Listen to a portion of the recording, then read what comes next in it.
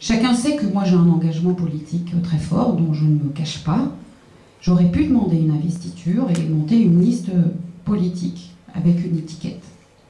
Je pense que quand on fait de la politique, il faut savoir à un moment donné avoir le sens de l'intérêt général qui passe d'abord et avant tout. Et je pense qu'à Corbeil-Essonnes, tout particulièrement, il était nécessaire de dépasser tout cela. De telle manière que plutôt que, comme s'en prévalent les uns et les autres, crier à l'union, qu'ils n'ont d'ailleurs pas faite, bien qu'ils l'aient appelée de leur vœu, et qu'ils feront dans des conditions difficiles au deuxième tour compte tenu des tensions énormes qui existent entre eux, il nous est apparu essentiel de faire cette union de manière tout à fait naturelle dès le premier tour, en rassemblant autour de nous des gens qui aiment Corbeil-Essonnes. Le dénominateur commun qui est le nôtre, le seul parti politique qui nous engage tous de manière unie, c'est Corbeil-Essonnes. Moi, je peux vous dire que parmi les candidats qui sont là derrière moi, il y en a certains dont je ne connais même pas les opinions politiques. Il y en a qui m'en ont parlé, certains en me disant « Oh là là, mais tu sais, j'ai voté Nicolas Sarkozy », d'autres me disant « Ah, mais tu sais, moi, j'ai pas voté pour lui ». Et à chaque fois, je leur ai répondu « Mais on n'est pas en train de faire une campagne pour les élections présidentielles, on est là pour parler de Corbeil-Essonnes. » Pourquoi se priver de talent alors qu'on partage tous le même projet, la même vision d'avenir de Corbeil-Essonnes, quelles que soient les opinions qui sont les nôtres? Je crois qu'il est nécessaire d'offrir à Corbeil-Essonnes une équipe qui ressemble aux habitants, avec la diversité des générations, la diversité des implications. Vous avez vu, en vous présentant l'équipe, qu'on a beaucoup de gens qui sont impliqués activement dans la ville, que ce soit dans le domaine associatif, dans le domaine social, dans le domaine économique. C'était un choix délibéré parce qu'on voulait une équipe qui ressemble à la ville. Et une équipe de personnes qui aiment Corbeil-Essonnes et qui soient impliquées sur cette ville. Et effectivement, il se trouve tout naturellement qu'au sein de cette équipe, on a des personnes de sensibilités différentes sur le plan politique. Et alors? Est-ce que c'est ça véritablement le sujet?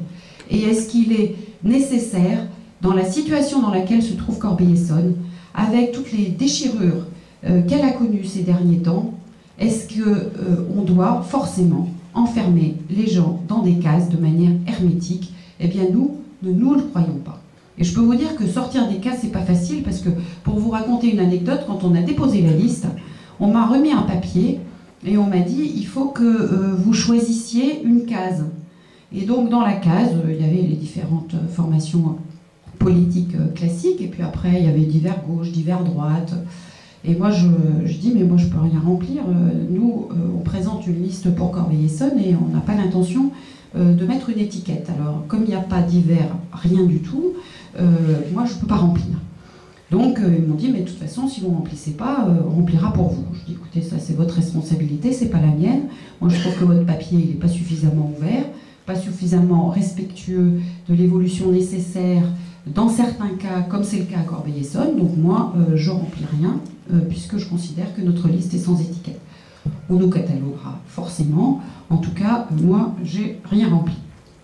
Alors les caractéristiques pour faire une bonne équipe, je vais vous dire à mes yeux lesquelles elles sont. Parce que je pense qu'au-delà de ces clivages, de ces guéguerres et de cette guérilla permanente, moi il me paraît qu'il y a deux choses absolument essentielles qui doivent permettre aux Corbeil-Essonnois de déterminer le choix qui sera le leur quand ils seront dans l'isoloir, quand ils en sortiront et qu'ils mettront le bulletin dans l'urne. C'est d'abord d'avoir une bonne équipe et ensuite d'avoir un bon projet. Une bonne équipe, ça veut dire une équipe qui soit unie, qui s'entende, dans une ambiance conviviale et respectueuse. Je peux vous dire d'expérience que le mandat court dont nous venons de sortir a été quelque chose d'extrêmement douloureux. Parce que notre équipe, elle ne s'entendait pas. Notre équipe, c'en n'était pas une. On l'a découvert au fil de l'eau. On a passé beaucoup de temps à régler des problèmes internes au lieu de développer de l'énergie positive au sein de la ville. Et il est très clair que si je n'avais pas eu le sentiment que l'équipe que nous formons là, ce soit une équipe soudée, qui s'entende et qui soit solide, je peux vous dire que la liste, je ne l'aurais pas déposée. parce qu'il est essentiel d'avoir des élus qui s'entendent, qui soient unis autour d'un même projet et qui se consacrent pleinement à l'engagement qui est le leur au service de la ville. Il est important aussi de représenter la ville, je vous l'ai dit tout à l'heure, on a des personnes qui sont riches de toute la diversité d'opinions, d'âges, de quartiers différents, d'habitations, d'engagement des uns et des autres. Et puis bien sûr, partager le même projet, ça c'est tout à fait essentiel. Alors une équipe, pourquoi faire le projet? Vous l'avez déjà vu, je pense, pour la plupart, sinon ceux qui ne l'ont pas encore, ils pourront le prendre tout à l'heure en descendant.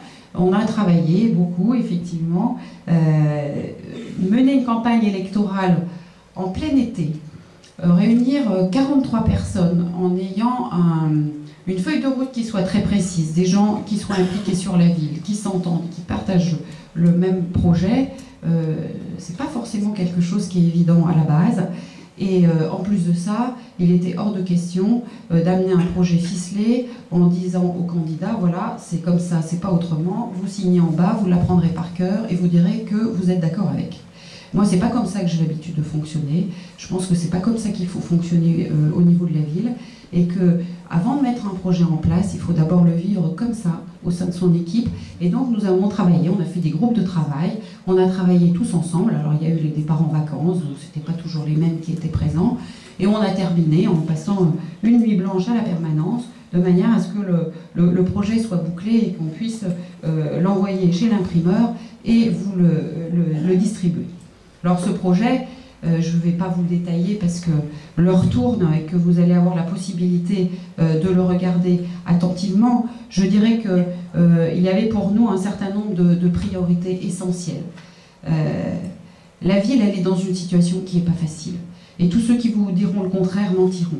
On est dans une situation qui est financièrement difficile, avec un budget qui est très contraint, avec des recettes qui diminuent, vous avez les droits de mutation qui diminuent, vous avez les subventions de l'État qui diminuent, vous avez un certain nombre d'incertitudes concernant l'emploi, et je trouve assez indécent la manière dont on utilise d'ailleurs ces sujets dans le cadre de la campagne électorale, car je crois que l'on se doit d'être un peu respectueux à l'égard des personnels qui sont pour l'instant dans l'inquiétude quant au devenir de leur emploi, de deux choses l'une, soit cette entreprise est viable, comme on nous l'annonce, comme nous l'annoncent certains, et qu'il y a des investisseurs qui sont prêts à mettre 60 millions d'euros sur la table, auquel cas l'entreprise est viable, et on trouvera des investisseurs, que ce soit ceux-ci ou d'autres, parce que je ne connais pas de philanthrope qui soit prêt à mettre uniquement par amitié 60 millions d'euros sur la table, soit il y a réellement un souci, et donc il faudra prendre son bâton de pèlerin, essayer de trouver des solutions,